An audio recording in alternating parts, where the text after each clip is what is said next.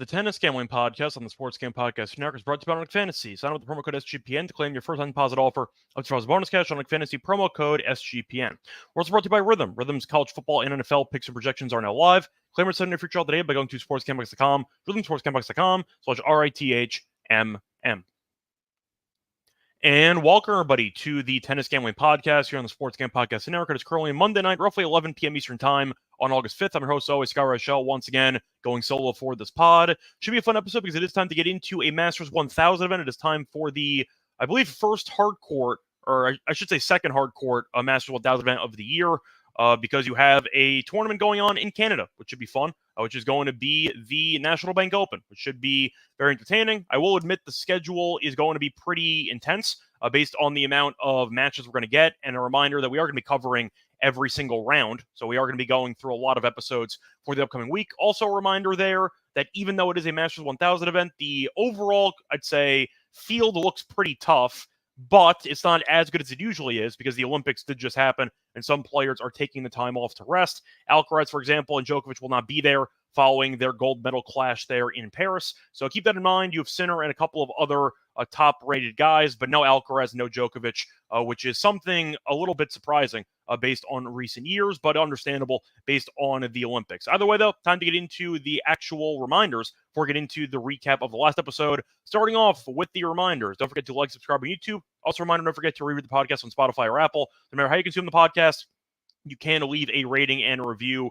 if you're still listening to it audio only on Spotify or Apple. And if you are on YouTube, a reminder that you get first dibs on actually listening to the content because I still have to edit the podcast afterwards for Spotify or Apple. So if you are listening to it live, then you do get about a 30-minute head start, give or take, compared to the people listening to it audio only. But a reminder that you can still show support with the YouTube channel, and I do recommend you going to definitely pop over and to leave a comment in the live stream or just simply put liking and subscribing. Also a reminder, check out the SGPN merch store. We have a lot of great Tennis Gambling Podcast merch. We have shirts, sweatshirts, and mugs. A lot of high-quality stuff and very affordable, so I recommend you getting yourself something for the actual podcast, especially during summertime, as it is pretty comfortable, and we have a lot of very, I'd say, breathable fabrics that you can use for definitely wearing in the summertime.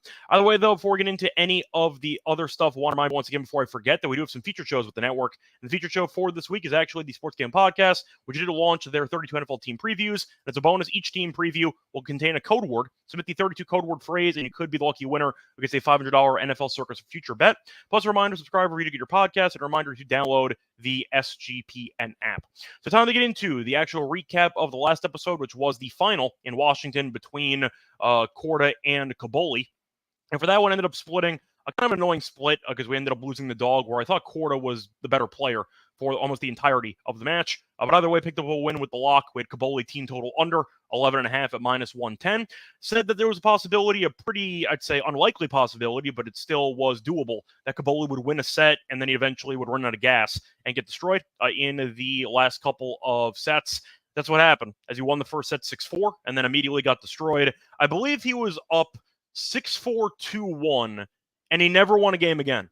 Ended up losing 11 straight games to end the match. So Korda dominated the final 40 minutes, give or take, of the match. Caboli played a bunch of tennis. I mentioned it on the show, that he played about 8 hours of tennis in the last 3 rounds. With no days off, and once Korda went wall mode and every single rally took about 15, 20 shots, Caboli had nothing left in the tank. You could tell he was just physically exhausted, and that's why the first serve percentage dropped and why Korda was just keeping every ball in play en route to a nice win. It's a nice win for us on the lock. Not the way I drew it up, but still a win nonetheless. For the dog, ended up losing as we had Korda winning straight sets at +105. Korda, I believe, had 2 break points early in the first set, did not convert. And then, of course, Caboli, who did nothing in the return game for about 90% of the first set, ended up breaking in the 4-5 game to win the set. And then after that, Korda destroyed him. So point is kind of unfortunate to lose the dog there, but still won the lock, so it could be worse. And to briefly recap the match itself, Korda did officially win his second ever title on the ATP level and his first ever ATP 500 title. I believe he is now a career high in the ATP rankings. I think he's either 17 or 18 now, but congrats to him for having a very nice week. He did survive a bit of a scare there against Kokkinakis, but then after that, he dominated, did not drop a set in the final couple of matches, and Korda, simply put, was very solid. He served well, did get broken once, which ended his actual hold streak, but that was the only time he got broken in the entire match. I thought he returned well, and it just seemed like he eventually settled into the match while Kaboli just ran out of gas. As Kaboli got the job, I'd say, done, which was really winning a set for him and then getting himself a lead, but unfortunately the job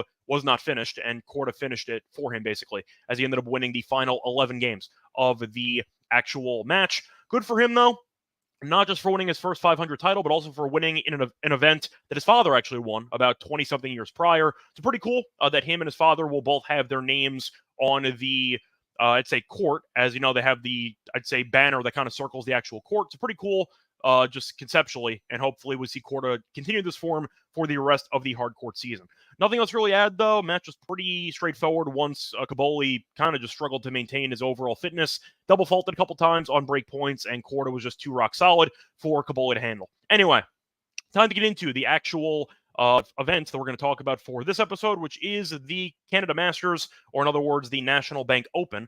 So for this one, should be a pretty fun event. By the way, just to be clear here, this is actually the third Masters 1000 hardcourt event. You had Indian Wells, you had Miami. So just to be going in order here, this is the third Masters 1000 event on hardcourt this season. First one in months, and hopefully it's going to be living up to the hype. Anyway, time to get into the actual recent winners of the event. So Sinner ended up beating Dimanauer last year's event. You ended up seeing Carreño Busta beat Hurkacz and a bit of a Cinderella run for him, who will be in the event, by the way. Busta is healthy for once. We'll see how he does, but definitely nice to see him back in competition. Medvedev ended up beating Opelka, and you saw Nadal beat Medvedev a couple years prior. I do want to mention as well, though, that there is a pretty interesting, I'd say, dynamic to the Canada Masters, which is actually that this event is not always played in Montreal. They actually alternate between Montreal and Toronto, and the men will play at one venue, the women will play on the other venue, and they will switch every year. So this event was actually held in Toronto last year. Now the women are in Toronto and the men are in Montreal. So keep that in mind. Courts are pretty much similar, but I wanted to mention that there is technically a venue change from last year to this year. Anyway, time to get into the actual quarter odds for this event. Starting off with the first quarter, this is the Sinner quarter, who's back after missing the Olympics with a tonsil issue.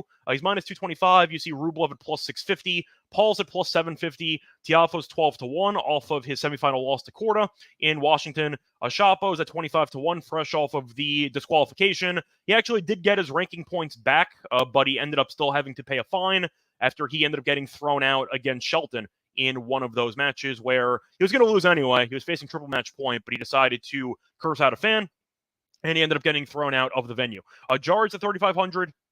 Tabila's at 3,500. Greek Sport's at 40-1, and really nobody else is worth mentioning. So simply put, the question is, Sinner has not played for a while, has not played since Wimbledon. Do I think he's going to look fine? Yes, he's defending champion. I think that he's still a very solid player. He's one of the best players in the world, and his quarter is pretty favorable. His draw is pretty favorable, too. So to go through the actual draw here, buy in the first round, neither a qualifier or Pedro Martinez, then Sonego, Greek Sport, Tiafoe, or Tabilo will be a massive favorite in that one. And then the only person who has really had a good year in his quarter is Paul, because Rublev has had some high moments, but he's been extremely weak lately, and we saw that with him losing to Tiafoe in Washington as well. So Rublev is an auto fade for me, at least ignoring his outrights because I can't trust him at all. Paul's been good, though, so we'll see how he does. He had a decent showing in the Olympics, nothing amazing, but he ended up making a competitive effort against Alcaraz before losing in straight sets. But the point is, Paul has been in good form, been good on hard court, and I do think he can be a pretty interesting opponent for Sinner if they face off in the quarters. But for the sake of this quarter, I'm going to be pretty, I'd say, straightforward with it. I am going to go with Sinner at minus 225, and I am going to go with Paul at 750. Sinner, maybe he'll be a bit rusty after not playing for a while, and we'll see how he does. I'm assuming he'll look fine. But Paul, I think, can make a deep run. And if Sinner does get upset by somebody, or maybe there's an injury issue, because we know Sinner has had some durability issues over the years, then I think Paul can swoop in maybe and make a semi. But I am going to go with those two as the main picks for the first quarter. Skipping Rublev, who I can't trust, but I do think Paul's in pretty good form, and I do like Sinner. Tiafoe at 12-1 is an absolute joke. Shapo 25-1, no chance. And once again, you go down the line, pretty weak quarter in general. So give me Sinner in this one, especially since Rublev and Paul have to kill each other before facing off against Sinner. So I do like that draw quite a bit. It's minus 225 though, so I recognize it's a bit juicy. Maybe put in a parlay, but I am going to go with him and Paul as my picks for the first quarter. Moving on to the second quarter. This is the Medvedev quarter, and for this one, you have Medvedev minus 125. Shop around there, you can't find different lines. You see Tsitsipas at plus 330, Kashanov's at 10-1, Umber's at 16-1, Fees at 16-1, Mickelson 22-1, Fekina 25-1, Rinaldi 28-1, Safulin 35-1, and you kind of get the point. So Medvedev has been successful here in the past, did win a title here, and he also lost in a separate final. So he has been good in Canada in the past, and we know that he's kind of a hard court specialist, so we're not exactly surprised that he has been very successful here in years past. Now, this year, he's been fine. Made the Australian Open final, for example. He made the Wimbledon semi, so he hasn't really won a title, but he has been successful in some of these events without actually winning the whole thing. So he has been able to make some deep runs before falling short. I think it's a pretty similar story for him here. I like him to win the quarter at -110. Look at the actual draw here. I think it's pretty favorable as well. You are looking at him facing off against either Fekina or Safulin. Should be a fun matchup in the first round. Then the second round, Medvedev, I think, should beat whoever ends up winning that one. Too many unforced errors for me. If Fekina wins and Safulin, I think, is a solid player, but I think Medvedev's better. And I think he'll end up winning that one by forcing enough unforced errors from Safulin in these longer rallies. Then you have either Khachanov, Diallo, Arnaldi, or a qualifier. Yeah, I think that Medvedev would be a massive favorite in that one, and you are looking at what should be Tsitsipas at the bottom end. Decent draw for him as well, but he would have to face off against Fees or Umber. That's really the issue, because two guys that look dangerous potentially on paper are Umber and Fees, and they play against each other in the first round. So not exactly a great draw for either of them. That's why I'm not going to pick either of them to actually make it out of the quarter. But I am going to go with chalk once again. I found -110 on BetMGM. I'll take that. I think he's in a good spot for a solid hard court run, and I do think that he can definitely put together a great showing here over the next week. So I am going to go with Medvedev, plus the fact that Khachanov has been so bad lately. Tried to back him in Washington, and he immediately lost to Hong in the first round. He's been a mess, so I'm not going to bother with Khachanov, and I think that could be an easier path for Medvedev to even get there into the potential quarters. So for that reason, I am going to go with Medvedev at -110. However, I am actually going to include Tsitsipas here at +333. Thought he was fine in the French Open. Ended up losing to Djokovic in the quarters, but the point is Tsitsipas looked pretty good for the most part. Yes, he eventually collapsed in fantastic Tsitsipas fashion in that second set. But I do think that his pet's really not bad. Since Umber and Fees are playing against each other, I think that he actually can handle who's in his section. He has Mickelson or Nishikori in the second round. He should be able to win that one. Then either Umber, Fees, Borges, or Kekmanovic. Pretty easy draw for Tsitsipas, and I kind of like the price there. And we know Tsitsipas and Medvedev have had some pretty interesting battles in the past. So I do think there is some value on him as well. Give me the two favorites here at -110 for Medvedev and +333 for Tsitsipas for the second quarter.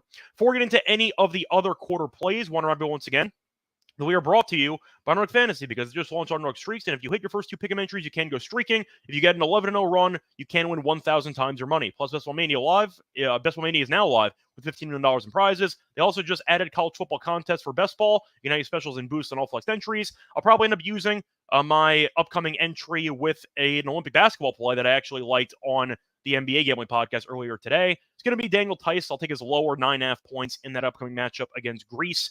Point is, though, you can definitely get yourself an extra good deal with the promo code SGPN when you sign up to claim your special pick and first deposit offer of $2 bonus cash on fantasy. Promo code SGPN. We're also brought to you by Game Time. I don't know about all of you, but I personally love attending sporting events. It used to be very annoying to actually find a ticketing platform that I could trust, but that changed once I found Game Time, because Game Time is now an official authorized marketplace for Major League Baseball tickets, and it also helps you definitely get tickets easier and faster. Price on the Game Time app actually go down closer to game time, and they also have a lot of great killer last-minute deals, all in prices, views from your seat, and their lowest price guarantee. Game Time takes the guesswork out of buying MLB tickets, and I mentioned a second ago my favorite feature is the image of the seat views, which is definitely useful to me, because anytime you end up looking for a seat that you think might be too good to be true, you have to make sure that the view is not obstructed and that you are getting a very good deal for your hard-earned money. This way, you can actually see the view you would be getting if you end up purchasing that seat. So definitely can help you avoid any really bad seats that you might not be aware of before you actually spend your money. So a reminder that you should download the Game Time app, create an account, and use code SGPN for $20 off your first purchase. Terms apply. Again, create an account, redeem code SGPN for $20 off. Download the Game Time app today. Last minute tickets, lowest price guaranteed. Welcome back, everyone, to the Tennis Gambling Podcast. Just finished going through the first two quarters for the Canada Masters. Time to move on into the third quarter. So this will be the most open quarter in the entire field, I should say, because we are looking at Hurkacz being the favorite at +275. You have Dimitrov at +350. Felix, following the bronze medal loss to Musetti, is at 4-1. You have Shelton at 4-1. Caboli at 12-1 off of the Washington final. You have Monkic at 16-1. Bublik at 18-1, Monfils at 22-1, Papyron at 22-1, and Mannarino at 50-1. So Hurkacz has not played for a while because he got injured in Wimbledon and he ended up having to miss the Olympics. So is he going to look good here? I don't know. Now, the last time the event was actually held in Montreal, he made the final and he lost to Busta. Point is, though, I can't trust Hurkacz, not seeing him play for about a month or so. So I really don't have a lot of faith in Hurkacz to actually make it to the semis in this tournament. Now, if he does, good for him, but I just don't see much value there. And he does have a decent draw, though, facing off against Monfils potentially in the second round off a bye. Then he would maybe face off against Felix or Caboli. No offense to Mannarino, but I don't think he's got a chance based on his current form for the last couple months. The point is, the Monfils, you might remember, actually beat Hurkacz earlier this year in Indian Wells, I believe. So point is, Hurkacz has not exactly done well against Monfils in the past, and I do think that with the lack of recent matches, he might be rusty. So maybe he gets upset early. I think Felix might actually beat him. A reminder, it's in Canada, so Felix does have a home court advantage. But I think for the sake of this actual quarter, I'm going to skip Hurkacz because I don't trust his overall fitness right now. However, I am going to look to Dimitrov at plus 350. He had a great start to the year, kind of cooled off recently, but of course he's still a very solid hardcourt player. He's got a lot of variety, a lot of skill, and I think his draw is pretty favorable as well. Looking at Dimitrov, he can avoid Hurkacz and Felix until the actual end of the I should say the end of the bracket when they get to the quarters. But Dimitrov actually has a pretty decent path here. I'll just try and actually find him. So Dimitrov has a bye, then a qualifier, then either Papyron, Makic, Bublik, or Shelton. So that's kind of a brutal quartet of options, which are going to kill each other. And Dimitrov should be a decent favorite over all of them. Then maybe he gets Hurkacz or Felix after that in the quarters, I believe. But the point is he has a pretty decent draw. Sorry, that would be in the round of 16. Point is, I do think Dimitrov would be potentially favored over Hurkacz. We know that he owns Hurkacz. He beats him every time they face off against each other. So the head-to-head, I'd say advantage between him and Hurkacz. I do like the option at plus 350 quite a bit, but it's a pretty easy draw into the round of 16, and I think that he can beat Hurkacz in a head-to-head matchup. He can also beat Felix. He might be favored in both those matchups, hypothetically speaking. So I do think Dimitrov has value at plus 350, but I am going to go with Felix as well at plus 400. Fatigue could be an issue. I'm aware of that because he had to play a bunch of doubles matches and a bunch of singles matches in the Olympics, but I do think he has a pretty good path here. Does face off against Caboli in the first round, but Caboli is going to be off of that insane gauntlet that he had in Washington, and I do think that one day off is not going to be enough for him to recharge his batteries. So I am going to go expecting, I should say 2 days off, but the point is Caboli, I think, is going to be kind of out of gas here, and I think he's going to be in line.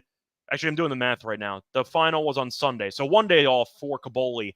I don't think it's enough. He played a bunch of tennis. I understand he's here for the 1,000 points because it's a massive tournament, but I think Felix is in a good spot. I think he'll be able to win the first round. Then Mannarino or a qualifier, which is a very easy draw, and then either Monfils or Hurkacz, which I think he can handle, assuming Hurkacz isn't at 100%. So for that reason, I'm going to ignore Hurkacz, give me Dimitrov at 350, and give me Felix at 4-1. Moving on to the fourth quarter. This is the Zverev quarter. So for this one, you have Zverev as a favorite at plus 110. You have Fritz at 6-1, Korda at 7-1 off of the Washington win, Rune at 750, Ruud at 8-1, Draper at 11-1, Norrie at 25-1, Giron at 40-1, Thompson 40-1. I will mention, by the way, that Milos Raonic is at 50-1, and Busta, if you want to go for the defending champion in Montreal, is at 80-1. So Zverev has not been great lately. We saw him lose to Musetti in the Olympics.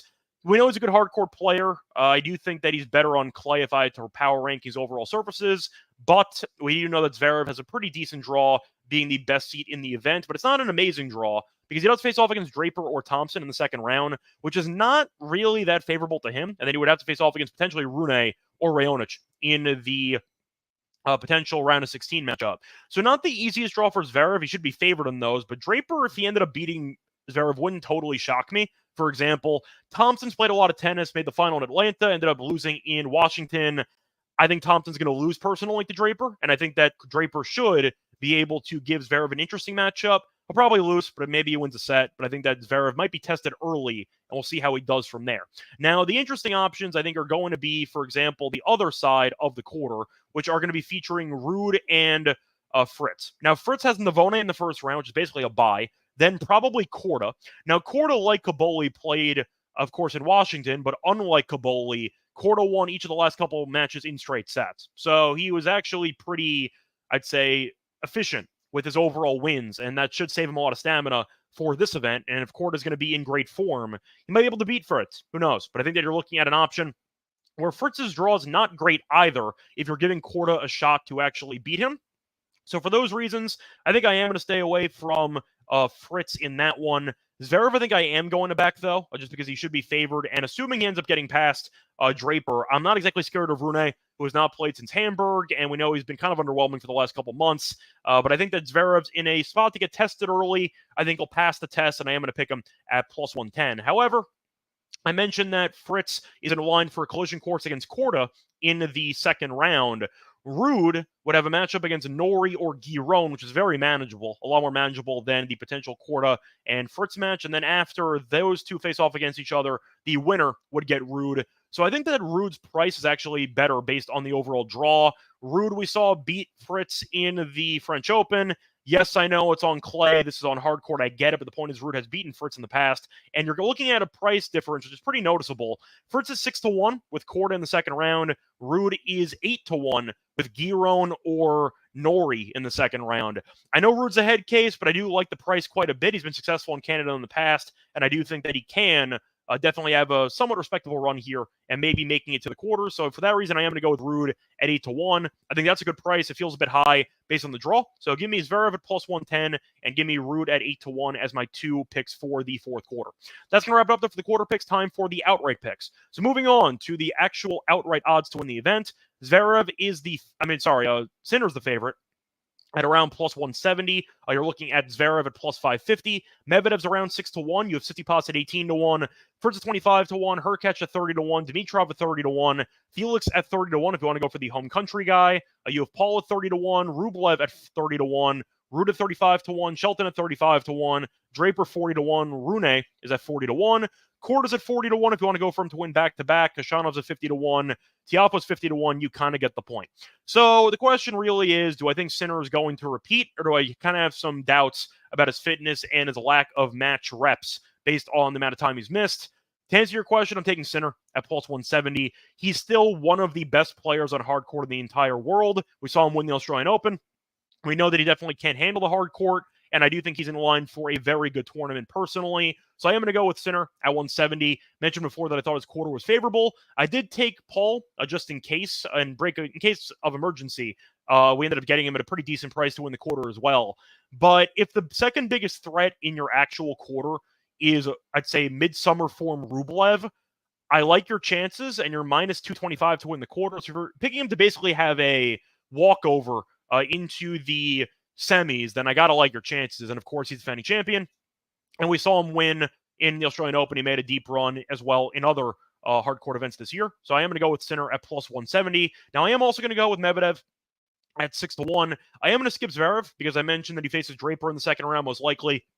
And his overall draw is not great. There's a reason why he's plus 110. It's because the quarter is not the easiest for Zverev. I think he might navigate through it, but it's not exactly the easiest. And he has not been in great form recently. So I am going to pass on Zverev, but I am going to go with Medvedev, who I think has a pretty decent quarter as well. Looking at the actual path, I mentioned before that Medvedev would have a matchup against potentially Tsitsipas in the quarters, but he's been pretty good against Tsitsipas recently, and he's been in good form on hard court all year long, basically, without winning many titles, but he has been making deep runs in these events.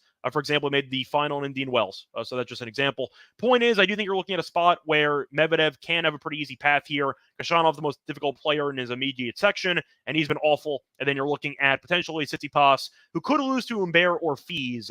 Pretty easy draw, though, for Medvedev, so I'm going to go with him as well. The issue is he'd have to face off against Sinner in the semis, but he just beat Sinner in Wimbledon. So maybe confidence will be there for him. His overall head-to-head record's still fine against Sinner, so maybe that's a competitive matchup. But 6-1 I do like for a guy that's won this event before, made a final in a separate year, and we do know him as being one of the better hardcourt players in the world. My last pick will be a long shot. It's not going to be a guy that I think is going to be a lot of people's first choice for being the long shot, but I do like the draw quite a bit, and I do like the overall form he's been in for most of the year, especially on hard court.